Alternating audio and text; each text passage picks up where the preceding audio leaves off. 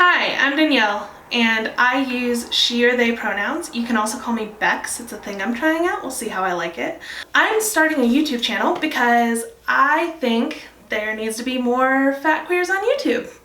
And also because I'm kind of cute and I like seeing myself on video. I have an Instagram where I go by danielle.bex, and I started my Instagram about 4 years ago, I think, thereabouts. I started it because in November of 2014, I stopped wearing pants. And I did this because jeans had always been kind of terrible for me, and also because we had a new plus size boutique in Salt Lake, and I fell in love with a dress. I fell in love with a dress that cost $200, and I decided that since I bought this dress, I couldn't go around just not wearing dresses. I basically never wore dresses. I would buy them occasionally because I had big intentions and I was going to wear them, but I never did because I didn't feel like I could. I was a software developer and I felt like anything that pointed out that I was a woman was not something I wanted to have as part of my aesthetic, because software development is a male-dominated field, and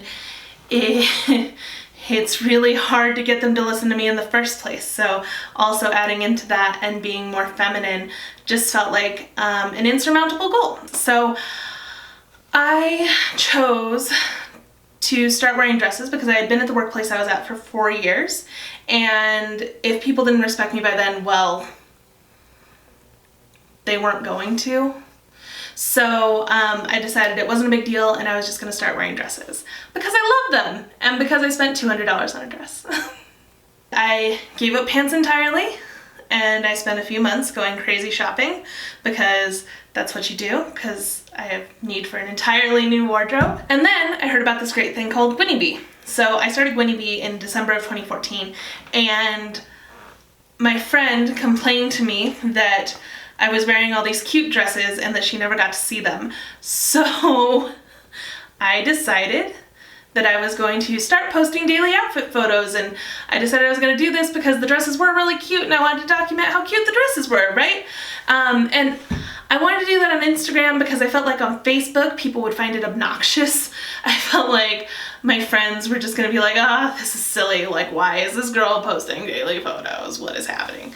So I decided to start an Instagram account, and at first, you know, it was like really small and I was just posting my daily outfit photos, and most of my friends don't even have Instagram, so they weren't really following me there, and it was like 20-ish followers, and it made it so that the local plus size boutique could actually tag me in their photos, which was nice.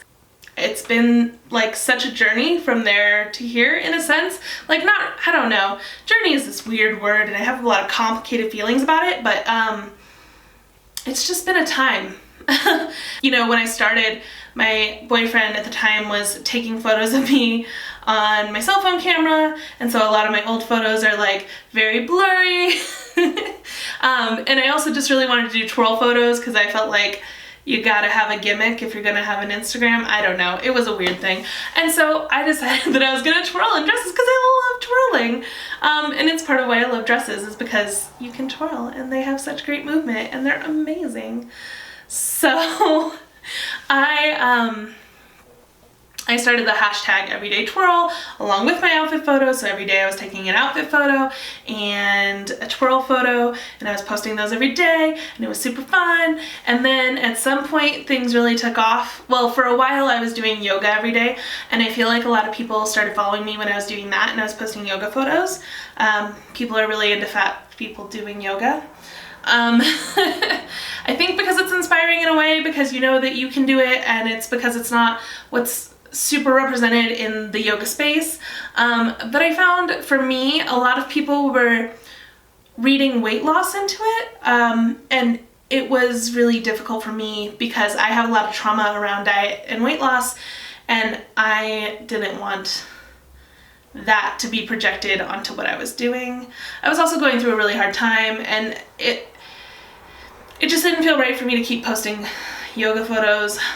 Maybe I'll get back to that at some point, but probably not, because it was just a really weird experience for me. And then that's when a lot of my Instagram really took off, and then I think a lot of people like my personality and how expressive I am, because I'm very expressive and I'm cute and I twirl and I sometimes dance. And I think there's lots of reasons that people follow me. I don't know. Tell me why you follow me in the comments. That's a little bit about who I am.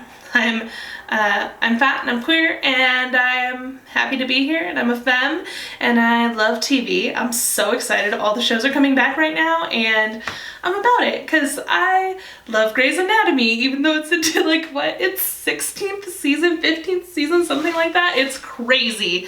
It's crazy, but I still love it and I can't stop. I don't love it as much as I once did.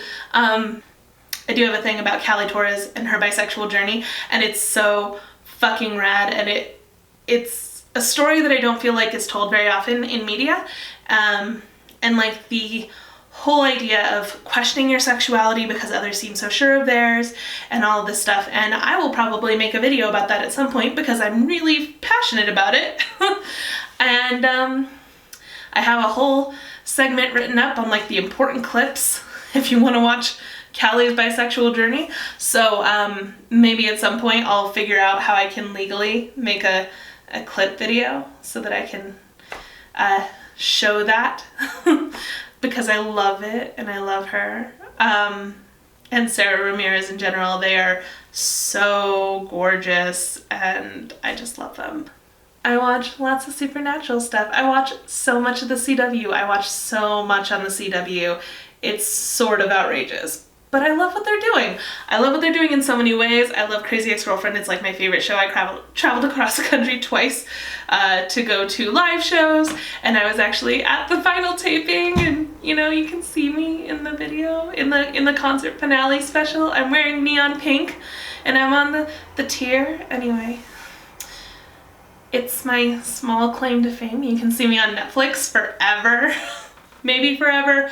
Licensing deals, you know, it'll go away eventually, but I'm so excited that I'm in it. And it was such a wonderful time, and it's one of my favorite memories. Anyway, I'm really into television.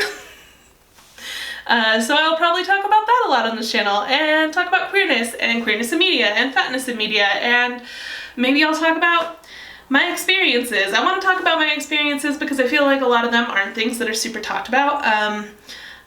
And, you know, I feel like I have an unconventional and also an